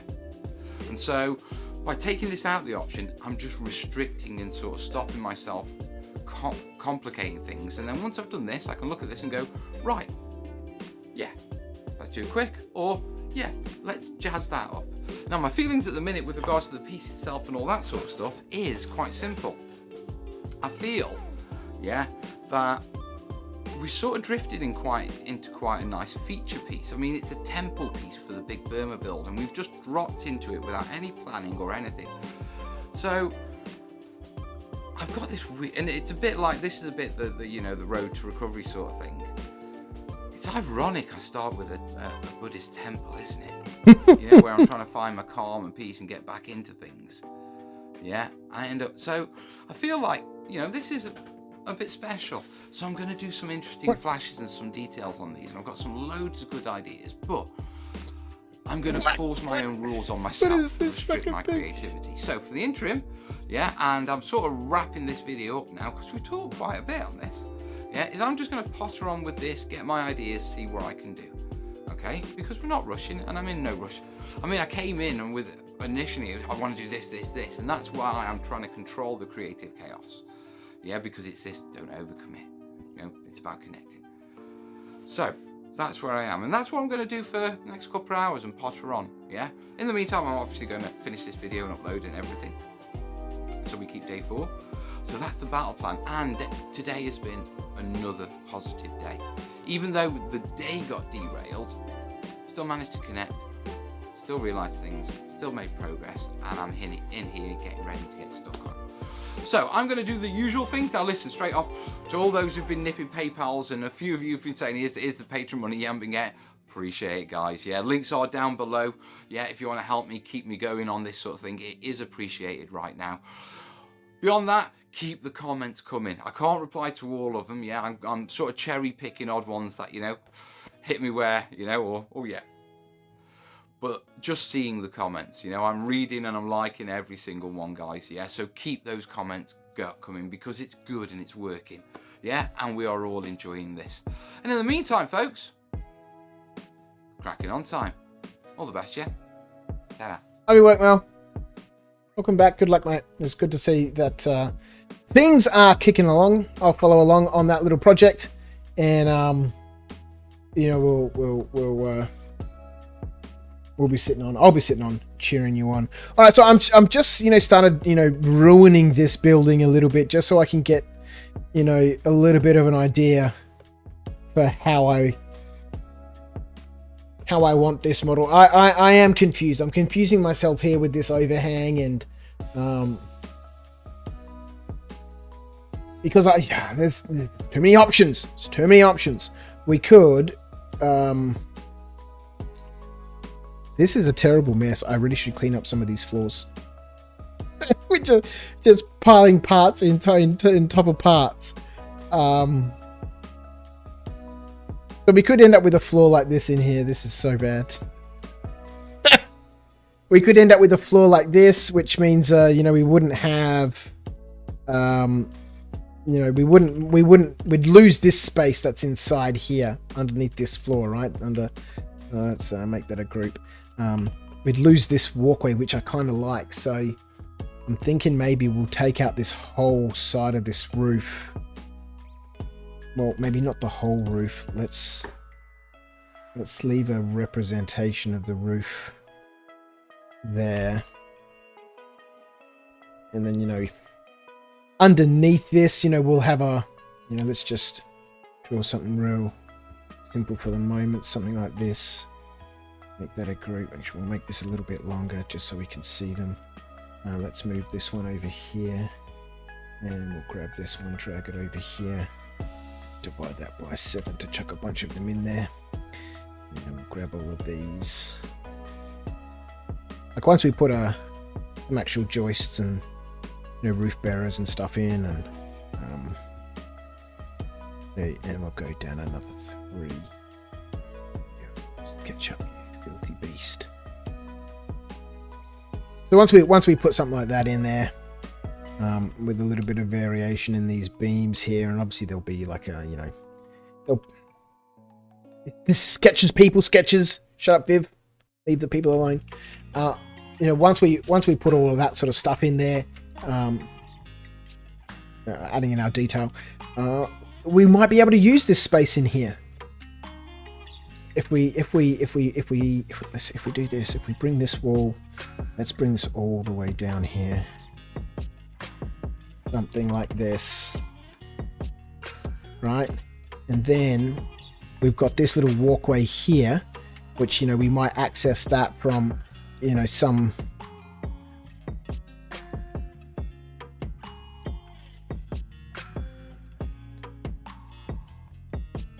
what? I'm not interested in photo textures. Why are you showing me photo textures? Thinking that we could have some sort of ladder here.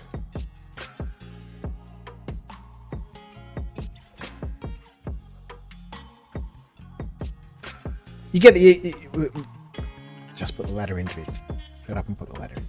So we could have the ladder coming in here, right?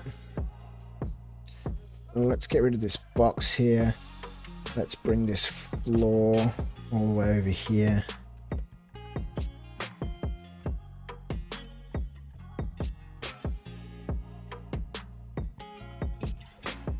How all of this connects at this point, I couldn't tell you.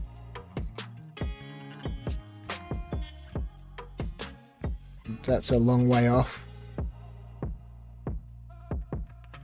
Again, just conceptualizing. Then we can have like a ladder that runs along here. Let's just drop the ladder down a little bit. You can come running along here, and then in this space in here, let's jump in here. Let's pull this out to here. And then in this space here, we could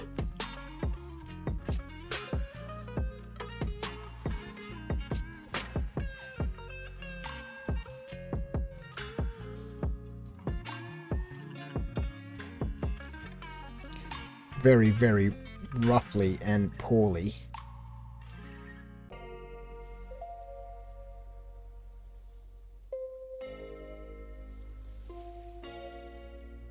have some sort of staircase that's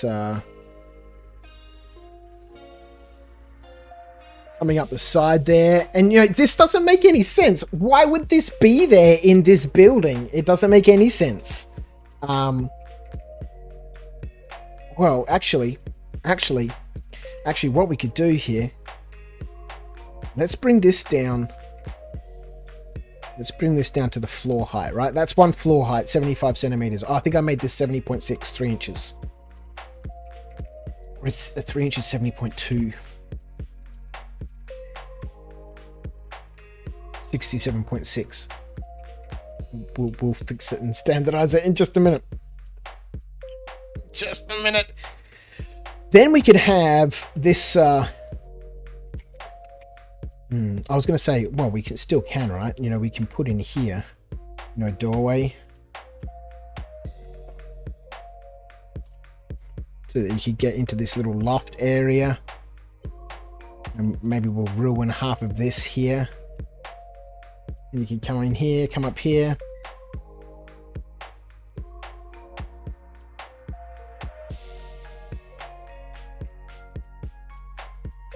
Up onto this level, outside. Maybe we can get rid of this whole wall here. Oh, actually, what we can do is we'll keep some of the wall.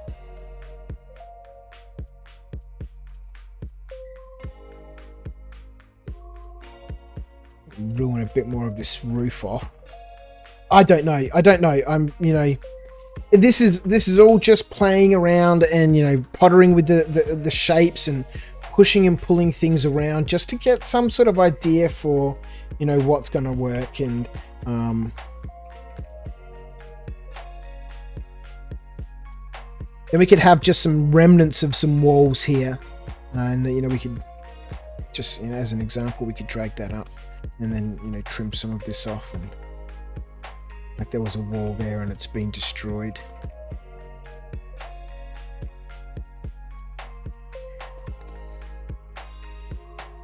So that we've got these interesting spaces to play in. And we'll just bring these down. You know, along here we probably had some, you know, windows, right? So let's come, you know, maybe 18 millimeters off the ground. So our windows want to come to about there. We can grab that or drag that down to 18. We'll stick another one here and another one here.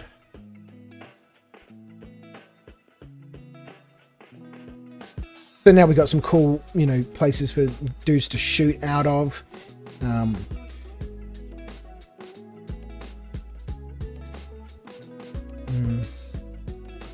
Put some cathedral window or something in here.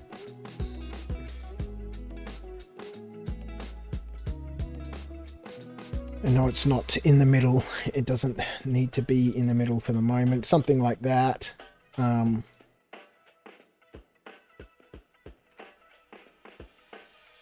Obviously, you know, this building's going to need, you know, some sort of sign on here. Is there going to be some sort of pub? I don't know what it's going to be. Where are we? We're at 10:50, so we're almost hitting our 2-hour limit. Let's jump back into the chat. See what else has been happening there. Thank you so much to the people who have been chilling out with me tonight, throwing things in the chat, jumping on the Discord. Like I said at the beginning of the stream, Discord's really bad. 7 new messages since I'd jumped in last time. I'm really bad with Discord, especially for this one for Knights of Dice. I set it up years and years and years ago. Well, not years and years, probably 2 years ago. I don't know. It's been there for a while. I never did anything with it. I didn't really understand Discord. I still really don't understand Discord. But some of the guys who run the Axes and Ales Gaming Club Discord, you know, I've taken some of their setup that they've done on that Discord server and pinched it and put it here into Knights of Dice. I will try to use it a little bit more. I know that there's a lot of people who don't use Facebook or are moving away from Facebook who still want to keep in touch with me. And because I'm really bad and pay, you know, $80 a month for a newsletter piece of software and never send out newsletters, the least I can do is try and get used to updating Discord. So let's jump back on and have a quick look what else is here. So the Shambler Pin-up gnome. I've been trying to break out of the box shape. Yeah, well, you know, that's one of the things really specifically in terms of Mordheim specifically is, you know, getting away from that box shape and getting all of these weird little nooks and crannies and, you know, things that just interrupt a profile or you know, alter a silhouette enough to, you know, just, you know, make it interesting, you know, outside of that box. Excuse me. The Ara says the cardboard stuff I bought from Hearn's Hobbies. Yeah, this was the stuff, you know, so Peter Overton from Demented Games. I don't know how many people would remember Peter from the stream last year. He popped into the Axes and Owls Gaming Club with Ara a couple of weeks ago. I posted up some photos, I think, on the Knights of Dice page. Did some playtesting of Peter's new game. Peter had brought in this cardboard set, and Ara went off and grabbed some. But essentially, this is what we're going to be making. This sort of stuff, you know, Tudor ruins. And we could very easily just, you know, borrow or be inspired by some of these shapes. Yeah, it's a great looking set.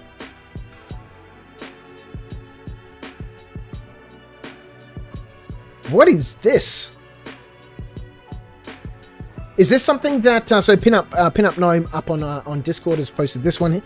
Is this something that you're working on for Infinity? All of these curved panels and stuff for radar dishes and all that sort of stuff. It always looks great. We've never really done a lot of it because it can, unless it's been braced properly, then it can become really flimsy and just I don't know. It depends on how these plugs, what's happening behind this plug and stuff. But I do love this. This looks great. There's so much amazing Infinity stuff out there for MDF. Oh, what is this? A silver rhino. Amazing. I'm really bad with my 40k lore. You know, I'm not a 40k player. So it's, you know, I don't know. I'm not going to know what these are. Can I say Iron Hands? I don't know. Iron Hands are bad guys, right? Well, not bad guys. All the Space Marines are bad, right? You know, they're the Chaos ones. All right, there we go. End of tonight's thread. Thank you very much for the people who posted in there. This looks great. I can't wait to just, you know, finish off this conceptualization, at least for this one model. And I think that's all I'll do, is I'll do it model by model. I'm not too concerned about modularity and all that sort of stuff. And you know, yes, we might get a whole bunch of this simple sort of stuff done first. You know, some of that stuff that, yeah, Arrow had posted up from you know, that cardboard set. And I might compile together a whole bunch of reference images and stuff I've collected over the years. My file management is absolutely shocking. Stuff is just stored all over the place. None of it makes any sense. So I might compile together a whole bunch of images as a good reference. So I've got, you know, something to really work on as we move forward. I understand. I can click on this, right, and it pops up a little sticker or something. Here's what I painted this past week. I haven't painted anything, and this is again another thing that I need to do. You know, at least once a week, be doing some sort of hobby stuff at the studio. All right, let's get rid of that. Thank you so much for the people who are interacting on Discord and you know, jumping into the chat. It's been amazing.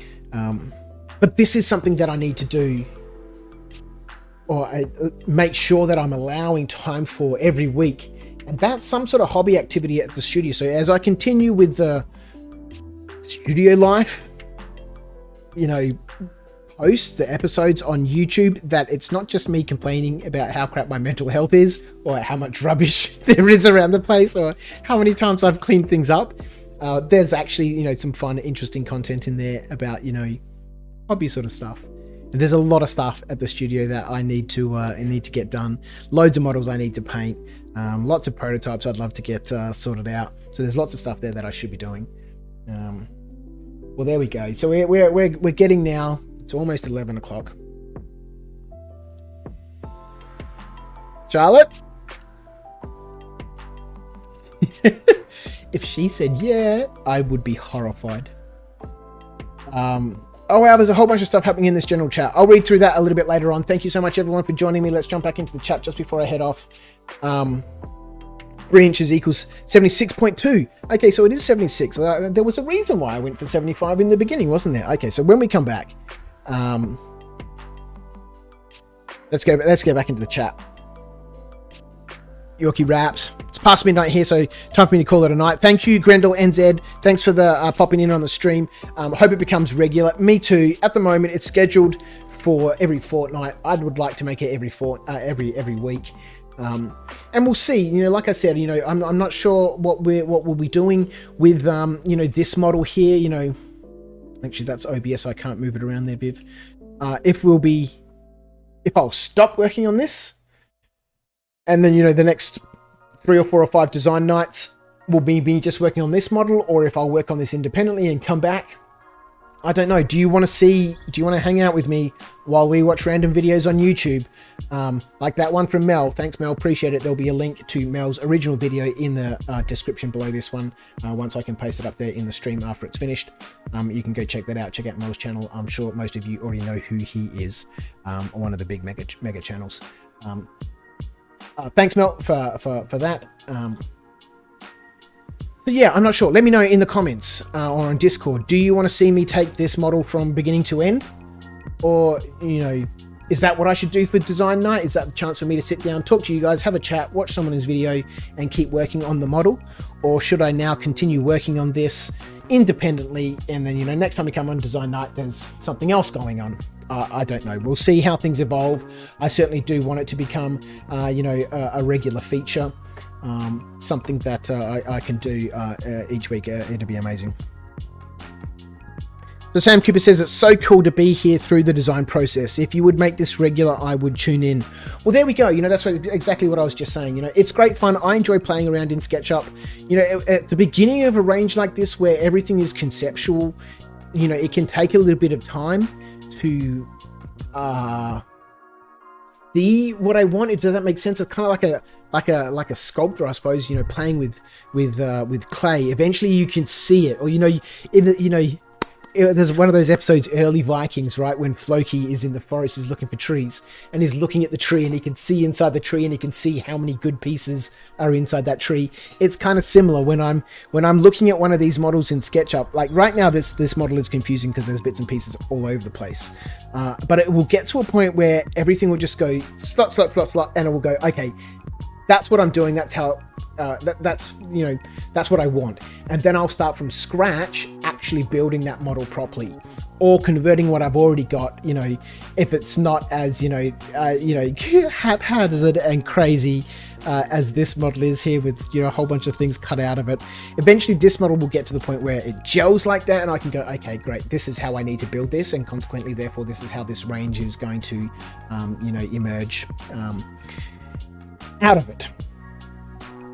So yeah, let me know in the comments if if these design nights should follow a model from beginning to end. Cutcrafty says non-planar lightning strike. Yeah. David Roach says, "Whoa, SketchUp, hello old friend, Fusion 360." Well, Scott, who used to be the lead designer at Knights of Dice, now left. He's doing his own thing at Tiled World Studios. I'll put a link to his studio page on Facebook in the description as well. And if it's not there, ask me, post a comment saying the fucking URL's not there, Viv, post it. He's doing some great stuff digitally in Fusion 360 for 3D print. So maybe I do need to move to something like Fusion. It is incredibly expensive, and because I'm not massively into pirating software, I used to have a software business. I'm not sure. Another one I have looked at is Design Spark Mechanical. We'll see. Arif Manapres says, love the wreckage / ruins. Having vantage points from that top floor, looking down on the ground floor would be cool. Yeah, well, as we go through and we open this model up, we do want that. We want complete accessibility. And then Tamsin says the 3-inch height. If I've missed a comment, I'm sorry. Finished my game with 40k. Got the last well there, and as long as it's good. They are custom White Scar successor chapter. Okay, cool. I like the green shoulder pads on them. They look cool. Been great to hang out, watch for a couple of hours on a Friday afternoon. Thank you so much, Tamsin P, for joining in. There it says the cardboard stuff has its weaknesses compared to laser cut. The tabs look kind of crap. Well, even everything needs work. Even if it's pre-painted MDF, it still needs work. If it's that embossed and punched card, it still needs work. MDF still needs work. Glad to see you up on YouTube again, says my mate Ed over there at the Raccoon. Cutcrafty, 100% yes, do more of them. Follow your own flow though, because you can't just sit down and say, I'm going to be creative. Yeah, no, that's true. I wouldn't mind if next time it was something totally different. Well, that's it.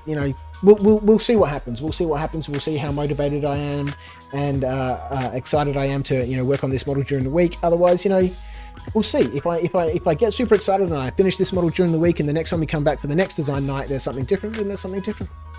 There we go. Thank you so much for tuning in, everyone. Much love, much thanks. Your support helps make this possible for me. I don't know how many other full-time terrain studios there are in Australia, but your support makes this possible for me to be able to do this full-time and buy potato and sausages for my family. So hit up knightsofdice.com for anything that you think might be interested in there. Click that subscribe button, click the like button. If we're going to do this algorithm stuff and try and build this channel up, and I'm going to have to slot into that algorithm, and the only way that's going to happen is by you guys hitting the like button, hitting the subscribe button, posting a comment down in the comments just to say that you were here. And thanks very much. I will catch you next time. Peace and love. Have a great weekend. I'll be back soon.